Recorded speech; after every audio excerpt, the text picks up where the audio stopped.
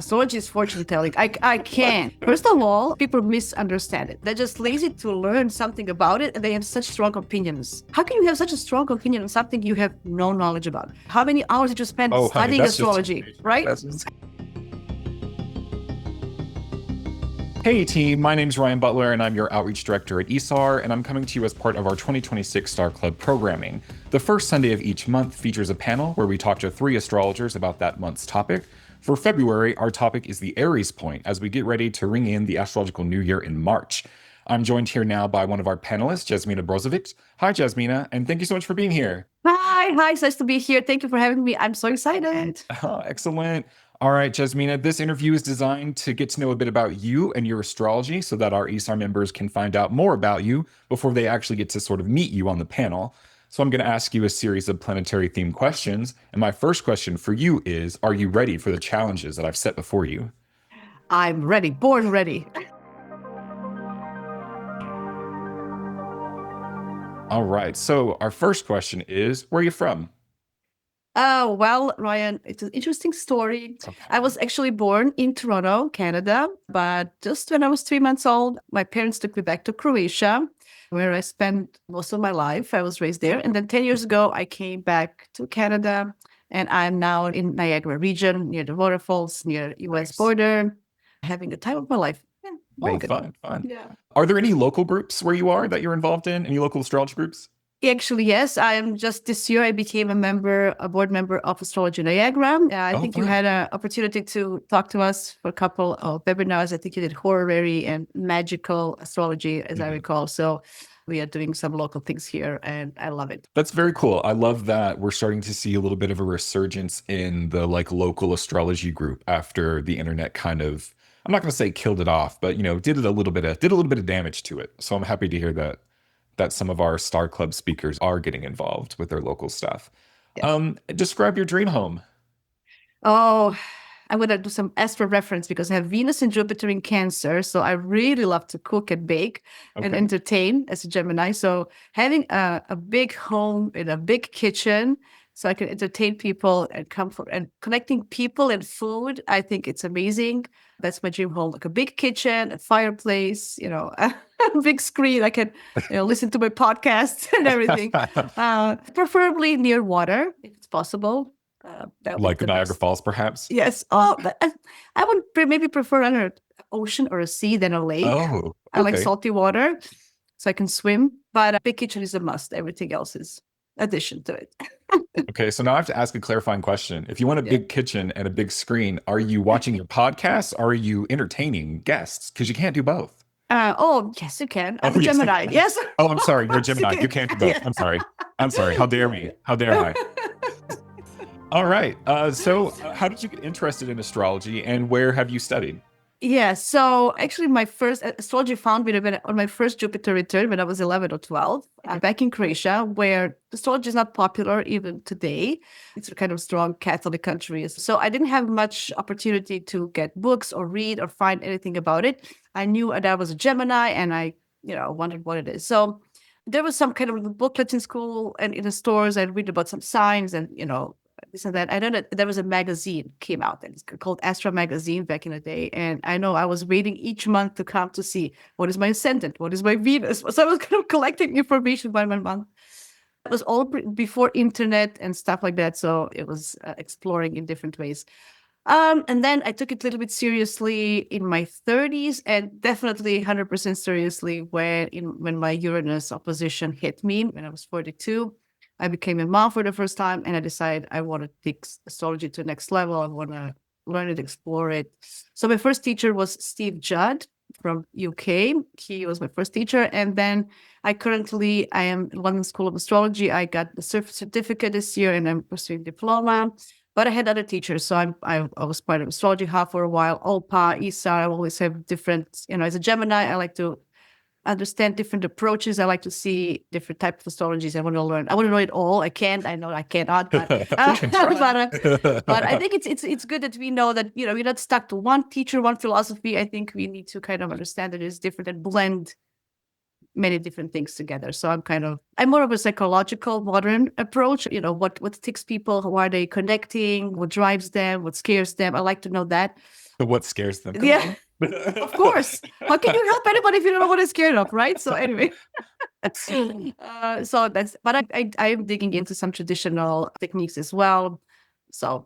And what I want to learn is horary. That's my next biggest passion for 2026 goals to go to learn that. It's always good to hear astrologers who have been in the game for a little while still have like a wish list of things that they want to do. That's always really fun. All right, so now comes the part in the show where you get to shout out somebody else. Who's your best astrology friend, and how did you meet, or what did you bond over? Yeah, so I have my friend Joe from England. During the pandemic, we took like 2-3 years of Steve Jett classes, and after everything was done, we decided that we want to connect. So we are meeting for now 3 years every Wednesday, and to talk about astrology, whatever we want to learning together and talking. And so Joe is my Capricorn realistic buddy who keeps me straight. And you need to do this work or organize yourself, structure yourself. So I really appreciate the support from her, and we call ourselves Judders, the entire Judders group, just 10 of us. I'm really enjoying their support. I really want to thank Steve and Judders. I wouldn't be here without them, that's for sure. I do want to shout out to other peers that I studied with at One School of Astrology. Frank Clifford has a great community there. They're really supportive. And in between, I took online course with a young Turkish astrologer about Uranian astrology as well. So they were also very supportive. I'm in contact with all of these people. I collaborate with some of them on my YouTube channel, some of them on Instagram, but they are, the living core of my astrology being. So I'm really blessed to have all of them. Yeah, beautiful, beautiful. So what would you say is at the heart of your practice?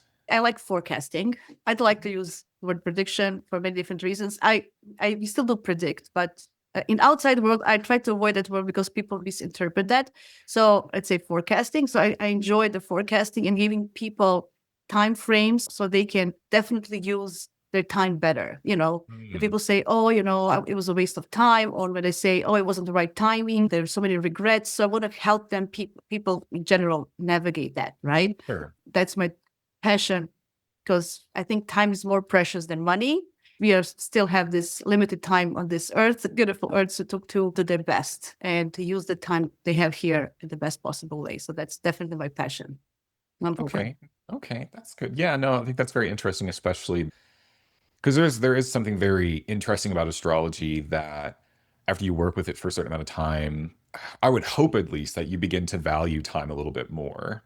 Absolutely. Not only because you have to kind of deal with the sadness of times that have already gone by, even before, the time even before you got into astrology, and then just like other time periods that you now with this knowledge know that you kind of missed out on or maybe didn't take full advantage of.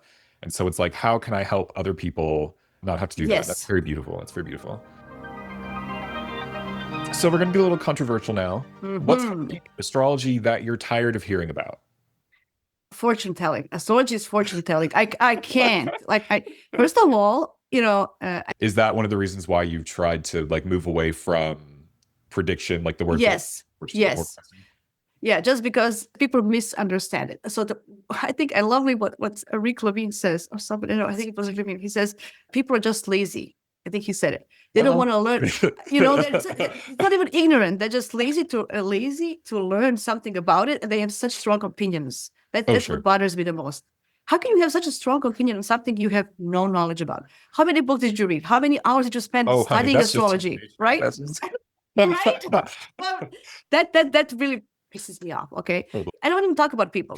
When they something, I just tell them, what do you know about it? What is the information coming from? Do you want to get in a conversation or not? Then don't talk about me. I don't talk about heart surgery. I have no knowledge about it. Heart surgery. I love it. Right? Moving on. Right? So that's number one that pisses me off. Because actually astrology is such a great tool to use to navigate your life in a better way, to have a more fulfilled life. Well, some people like to be victims. Some people like to blame others. I don't think that we should change people's opinions. I think we should be here to give dignity back to astrology, to understand, for people to open their mind to curiosity, to just learn more, before they have an opinion. So I hope this Uranus in Gemini, Pluto in Aquarius in the next 7 years will help us with that. I know there's always going to be a bunch of stuff, but I hope that more people are just going to be curious. And I find that with younger generations, they are more curious. So Yeah, no, I think that that's a good kind of way to think about it or frame it. Because I remember, being younger and just getting like always very irritated when people are like, "Oh, I don't believe in astrology." Like it was like, well, now we have to fight, like now we have to fight each other. But as I've gotten older, it's just like, well, what do you even know? yeah, yeah. Conversation, Yeah, exactly. oh, Yeah, just go ahead and not believe something you believe is just like there are 12 personalities in the uh, and everybody gets one, and that's all. Like I don't I have know. time for this. Yeah, me neither. So I feel the same. When we were younger, we are more because we are passionate and we want to change the world by changing every person, but you can't. So I totally get it. I was the same as younger. Now, like if you don't want to talk about it, I don't want to talk about it.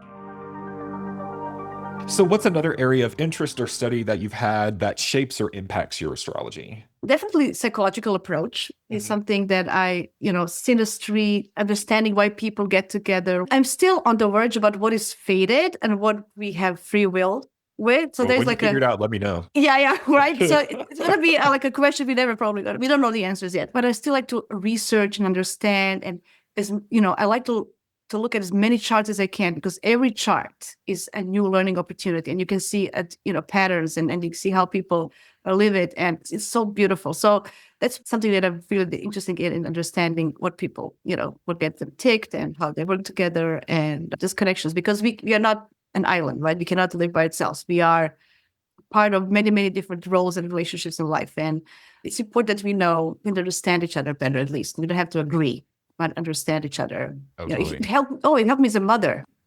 Understanding my kid's moon. Okay. My kid's moon is in Scorpio and I have Gemini moon and Gemini sun and Gemini everything. And understanding if I didn't have astrology, I would feel that I'm a bad mother because he needs his time. He comes to me when he wants to talk. I just, come on, what happened in school? Tell me. So he tells mommy, don't stop talking. That's it. So if I didn't know astrology, I would be so frustrated. So it helps people just give it a chance. Like what really, really hurts you. Like, psychology was also mumbo jumbo 100 years ago. But look at us now. Yeah, that's Everybody true. goes to therapy. So it's a matter of time.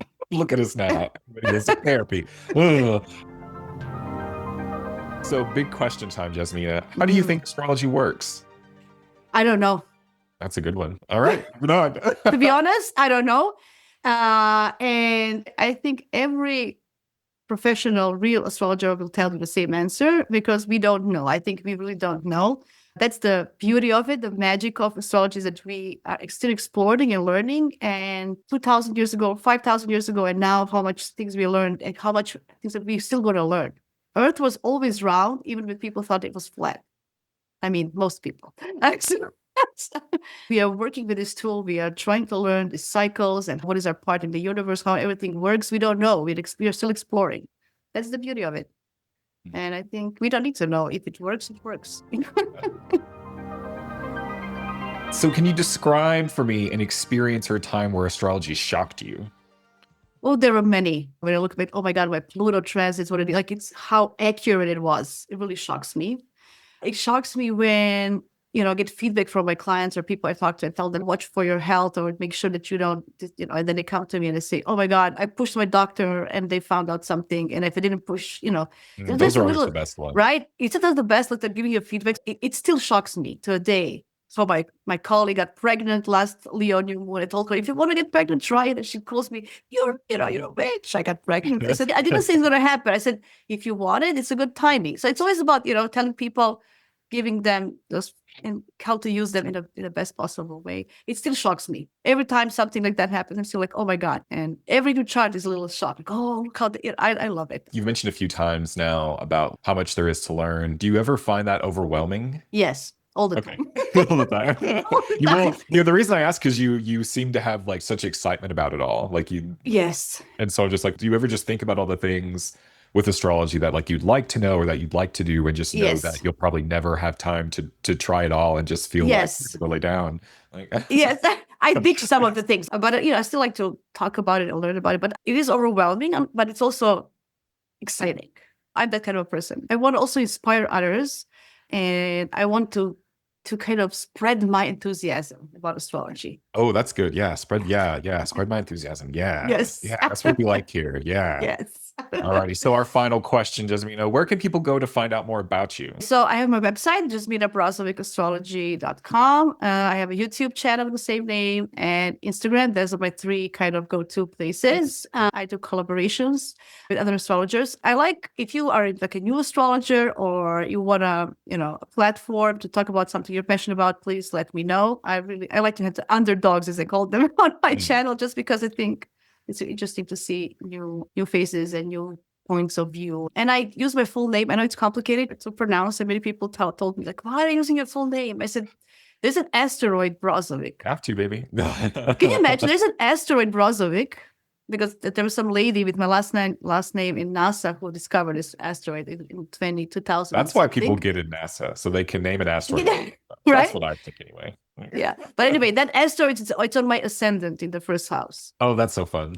And I decided, look, this is like a sign. I'm using my full name. I don't care. This is my maiden name. It's not my husband's name, but it's my name. I was born with it. Yeah. And I said, okay, that's it. That's well, it's not funny. It's like, that would be, you should have done that for an experience where astrology shocked you. Like, that's your example for that. Alrighty, Jasmina, that's all that I've had for you here today. Thank you so much for being here, and it's been really great getting to meet you, me for the first time, and to know more about you.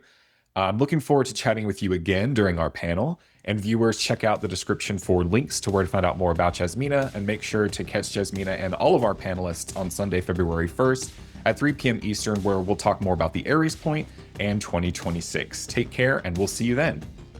See you. Bye, everybody.